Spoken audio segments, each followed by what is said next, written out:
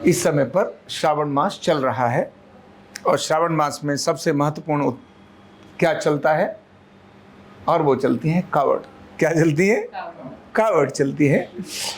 ऐसे तो जब श्रावण मास आता है यानी बरसात का मास शुरू होता है, उस समय पर ये चतुर्मास प्रारंभ होता है। चतुर्मास का अर्थ होता है ऐसे 4 महीने जब तीर्थ यात्राओं पर जाना रोक दिया जाता है, व्यापार के लिए या किसी भी चीज़ों के लिए बाहर जाने का क्रम रोक दिया जाता है। ऐसे में सिर्फ कावड़ ही एक ऐसी यात्रा है जो एक बहुत बड़े हुजूम और जुलूस के साथ ये निकलती है। ऐसे देखें तो ये जो चतुर्मास है, इसका एक बहुत बड़ा वैज्ञानिक आधार भी है, जो गुरु पूर्णिमा से शुरू होता है। यानी होता तो शुरुआत एकादशी से है, लेकिन गुरु पूर्णिमा उसके तुरंत बाद आती है। और गुरु पूर्णिमा का अर्थ ये होता है कि उस समय पर सारे शिष्य जितने भी लोग हैं वो अपने गुरुओं के पास जाते हैं, और गुरु भी अपने एक स्थान पर रह करके वो ऐसे मार्गदर्शन और उद्बोधन करते हैं। जो नया ज्ञान उन्होंने जो पाया है, जो सारे में भ्रमण करते हुए चीज़ों को पाया है, वो एक स्थान पर रहकर अपने शिष्यों को दीक्षा देते हैं। और शिष्य पूरी भक्ति के साथ, पूरी लगन के साथ वो उसको ग्रहण करते हैं, और ग्रहण करने के बाद अपने आत्म उत्कर्ष की तरफ जाते हैं। ऐसा ये पूरा चतुर्मास 4 महीना जब व्यक्ति अपने सारे मानसिक संतापों से दूर होने के लिए जाता है। लेकिन फिर भी एक कावड़ का क्रम भी चलता है। तो कावड़ भी एक प्रकार का तप है, जैसा मैंने कल बताया था। शरीर के यानी आत्मा, कहते हैं ना, आत्मा जी जो है वो ईश्वर का एक अंश है। आत्मा जो है हमारे, वो ईश्वर का अंश है। ईश्वर का ही हम एक अंश हैं। हमारे अंदर भी ईश्वर विद्यमान है, तो हमारी आत्मा है।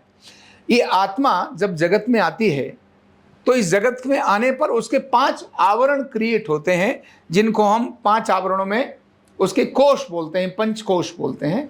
जिसमें एक है अन्नमय कोश, प्राणमय कोश, मनोमय कोश, विज्ञानमय और आनंदमय कोश। आत्मा के 5 आवरण होते हैं। जो पहला है आवरण अन्नमय कोश, ये पंच तत्व से मिलकर बना है, सप्त धातुओं से मिलकर बना है। पंच तत्व कौन से हैं? तो हमारे को पता है, अग्नि, जल, आकाश, पृथ्वी, है ना, और वायु। ये हमारे जो पंच तत्व हैं, छित, जल, पावक, गगन और समीर, जिनको ऐसा बोलते हैं। इससे शरीर बना है पंच तत्व से।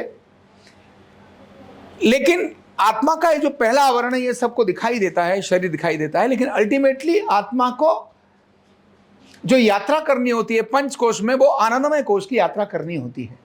और आनंदमय कोश की यात्रा करने के लिए अन्नमय कोश से प्राणमय, मनोमय, विज्ञानमय और आनंदमय कोश में जाने की जो प्रक्रिया है, वो एक साधना की प्रक्रिया है, तप की प्रक्रिया है। और तप क्या होता है? तप होता है कि साधना के मार्ग में आने वाले कष्ट को सहना, उसको तप कहते हैं।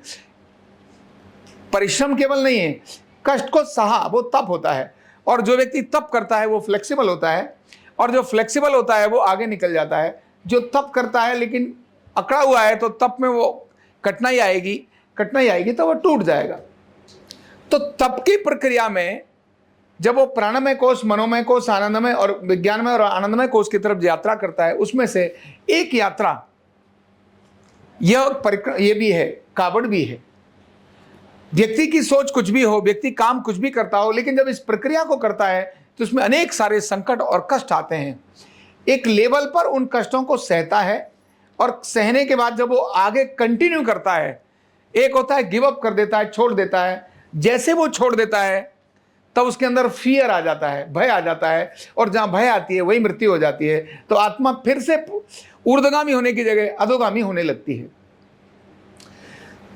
यह जो कावड़ है, जब व्यक्ति वहां से चलता है तो पहले लगता है क्या है, ऋषिकेश, हरिद्वार क्या है, और भी आगे चले जाते हैं लोग, जहां से जल लेकर आते हैं। और एक निश्चित टारगेट होता है, एक निश्चित लक्ष्य होता है कि वहां से जल लाकर हम कहां पर, महादेव जी पर कहां चढ़ाएंगे। और वो पूरी प्रक्रिया को वहां से यहां तक करते हैं। उस समय पर उनके पैरों में छाले पड़ते हैं, थक जाते हैं, नींद भी बहुत सताती है, वजन के कारण कंधे दर्द होने लगते हैं, बाजू थकने लगती हैं। थोड़ी देर अगर मैं कहता हूं आप 10 मिनट मोबाइल पर लगातार ऐसे बात कर लो, या 20 मिनट बात कर लो, तो आपका हाथ सो जाएगा, और उसके बाद ऐसे मुश्किल हो जाएगा। आधा घंटा, पौना घंटा अगर आप ऐसे चौकड़ी लगा के बैठ जाओ तो आपके पैर झंझनाट करने लगेंगे। आपकी आदत नहीं है और आप चलते हैं नंगे पैर, और आपने 2, 3, 4 किलोमीटर चल लिया, 5 किलोमीटर चल लिया, तो आपके पैरों में छाले हो जाएंगे, चलना बहुत मुश्किल है। 5-10 किलोमीटर चलना ही मुश्किल हो तो ये तो 50, 100, 200 किलोमीटर, 300 किलोमीटर तक भी पैदल चलते हैं। तो ये तप है, ये तप इनकी फ्लेक्सिबिलिटी को बढ़ाता है, ये तप इनके पावर्स को बढ़ाता है, इंक्रीज करता है। और ध्यान रखना, भगवान अनेक हैं, तीनों देव हैं, ब्रह्मा विष्णु महेश, सबकी साधना होती है, हनुमान जी की साधना भी करते हैं, लेकिन सबसे सरल, सहज, प्रसन्न होने वालों में वो भोले बाबा ही हैं। इसीलिए लड़कियां सबसे ज्यादा किसको मनाती हैं?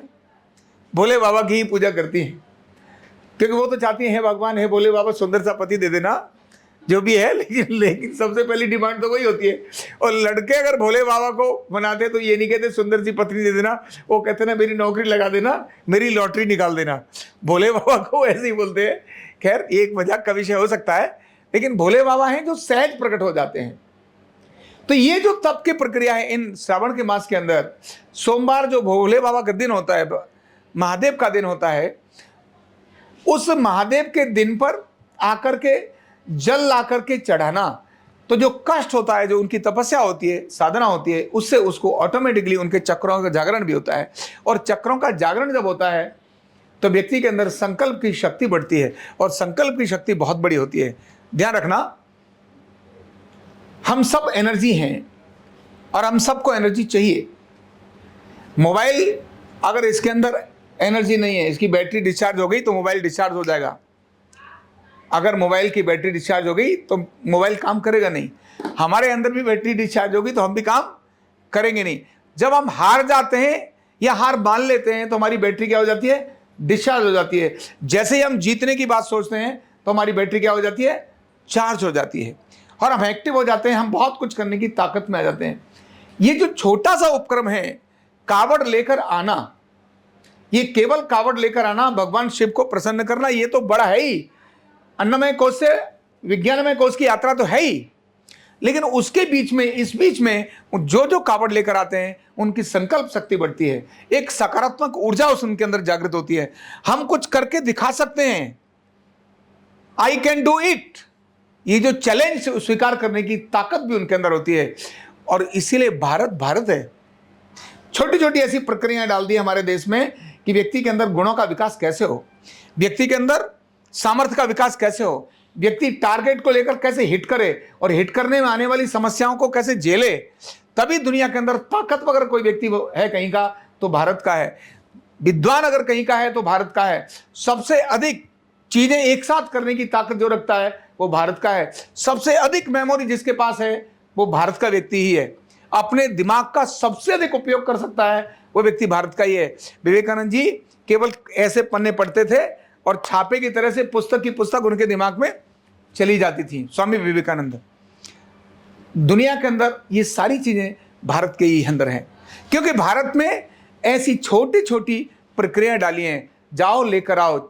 जब वो देखता है ऐसी परिक्रमा करते ना, तो कहीं 11 किलोमीटर की है, कहीं 3 किलोमीटर की है। वैष्णो देवी की कितने किलोमीटर की परिक्रमा है? वैष्णो यात्रा कितने किलोमीटर की है? 14 किलोमीटर की है। आप शायद गए नहीं हैं।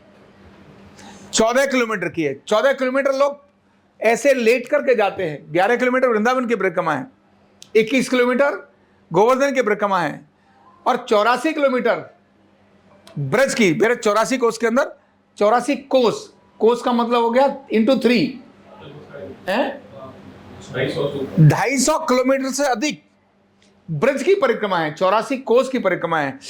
तो 250 किलोमीटर से अधिक परिक्रमा लोग लेट कर भी करते हैं। जो लेट कर करते हैं ऐसे लोगों की शक्तियों को मैंने देखा है। केवल वैष्णो देवी की यात्रा जाने वाले लोगों को, वो गए, उन्होंने परिक्रमा की लेट कर, मैंने उनके अंदर अद्भुत परिवर्तनों को देखा है। वो छोटा सा काम करने वाला व्यक्ति करोड़ों रुपए महीने की कमाने की ताकत उसके अंदर प्रकट हो गई। ये भारत के अंदर ऐसे छोटे छोटे उपक्रम हैं जो व्यक्ति की सामर्थ्य को जगाते हैं। उन्हीं में से एक है कौन सा? कावड़ यात्रा। तो ये कावड़ यात्रा, अब ये यात्री जाते हैं, आप इनको नमन करते हैं, आप इनको प्रणाम करते हैं, आप इनको मार्ग देते हैं, इनके मार्ग में बाधा नहीं बनते हैं, यह भी आपके लिए एक पुण्य का कारण होता है। आप उनको प्रणाम कर लीजिए, आप उनको भोजन करा दीजिए, आप उन्हें जाते समय उत्साहित हो जाइए, आप उनको उत्साह दीजिए, हर हर महादेव, बम बम भोले, बम बम भोले, आप इतना ही कर दीजिए। आप इतना करिए और अपने अंदर फील करिए। अभी तो मैंने आपको बोला, जब मैंने आपको बोला तब भी आप फील करेंगे कि आपके अंदर रोंगटे खड़े हो जाएंगे। जब आप करेंगे तो बात ही अलग हो जाएगी। तो ऐसे लोगों की सेवा करना, ऐसे लोगों का सहयोग करना, ऐसे लोगों को देखना, दर्शन करना, ये अपने आप में एक पुण्य का कारण होता है। पुण्य का मतलब है एनर्जी गेन करना। पुण्य कुछ भी नहीं है। पुण्य क्या है? एनर्जी गेन करना। आप कुछ पुण्य का काम करते हैं मतलब एनर्जी गेन करते हैं। तो अल्टीमेटली एनर्जी ही गेन करनी है, चाहे यात्राओं से, चाहे पूजा से, चाहे प्रार्थना से, चाहे बड़ों को नमन करके, चाहे विनम्रता से, चाहे सेवा से। ये सब क्या करते हैं? एनर्जी ही गेन करते हैं। तो एनर्जी, और इसके विपरीत चलोगे तो एनर्जी खत्म हो जाएगी। बैटरी की एनर्जी खत्म तो टीवी नहीं चल सकता, मोबाइल नहीं चल सकता। तो मोबाइल के लिए बैटरी चार्ज होना जरूरी है। तो ये सारे उपकरण हैं हमारी एनर्जी को बढ़ाने का कारण बनते हैं, है ना। तो इन सबको हमें आनंद लेना चाहिए, इनके बारे में जानना चाहिए, इनके बारे में समझना चाहिए और इनके बारे में दूसरे लोगों को भी बताना चाहिए। Thank you so much. Neurotherapy का कंप्लीट कोर्स सीखने के लिए जुड़िए हमारे ऑनलाइन ट्रेनिंग प्रोग्राम से और जानिए करीब 100 बीमारियों का इलाज बिना दवा और बिना मशीन के। इस न्यूरोथेरेपी ऑनलाइन ट्रेनिंग प्रोग्राम से आप घर बैठे बन सकते हैं गवर्नमेंट सर्टिफाइड न्यूरोथेरेपिस्ट। रजिस्ट्रेशन के लिए नीचे दिए गए नंबर पर अभी कॉल करें। और हाँ, हमारे वीडियो को लाइक करना, शेयर करना और चैनल को सब्सक्राइब करना बिल्कुल भी ना भूलें। धन्यवाद।